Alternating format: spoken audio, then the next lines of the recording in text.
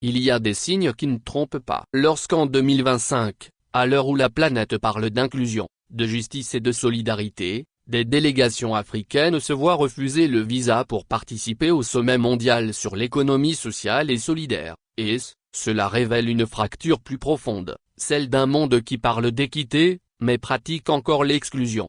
Ce sommet devait être un moment d'ouverture, un espace où les peuples redéfinissent ensemble les contours d'un modèle économique plus humain.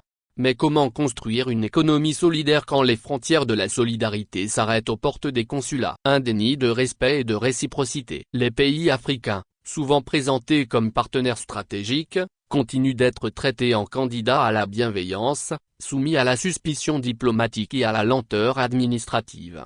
Or, aucune délégation ne devrait être empêchée de porter la voix de son pays dans un forum mondial censé célébrer la coopération. C'est une question de dignité, pas de faveur. Le refus ou le retard injustifié dans la délivrance des visas ne relève pas de la simple bureaucratie. C'est un symptôme d'un déséquilibre structurel, où certains États s'érigent en gardiens du monde et d'autres en quémandeurs d'accès.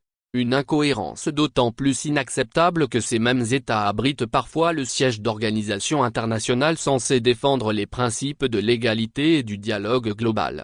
L'Afrique n'est pas une invitée, elle est une actrice. L'Afrique n'est pas en marge de l'économie sociale et solidaire, elle en est le berceau vivant. Les tontines, les coopératives rurales, les mutuelles communautaires et les associations locales en sont les fondements ancestraux.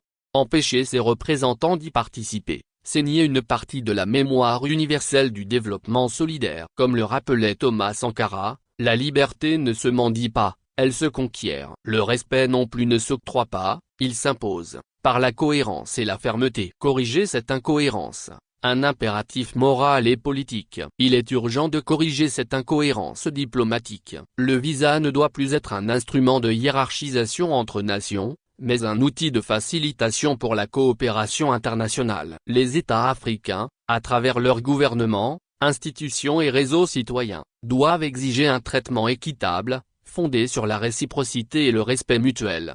Car, comme le disait Cheikh Anta Diop, un peuple qui ne s'impose pas le respect ne saurait l'attendre des autres. L'Afrique doit parler d'une seule voix pour dire basta à ces pratiques avilissantes qui contredisent l'esprit même des forums internationaux. Il est temps de passer de la diplomatie de la complaisance à la diplomatie de la dignité. Alioune Cheikh Anta Sankara Ndiaye, écrivain, expert en développement international, correspondant de Continent Média au Sénégal. Mots-clés: Afrique-Visa, avoir plus application d'information internationale, politique togolaise, matériel de bureau pour journalistes, service de traduction français-anglaise, équipement de football, publicité en ligne, actualité du Togo, information sur le Togo, guide de voyage au Togo, nouvelles du Togo.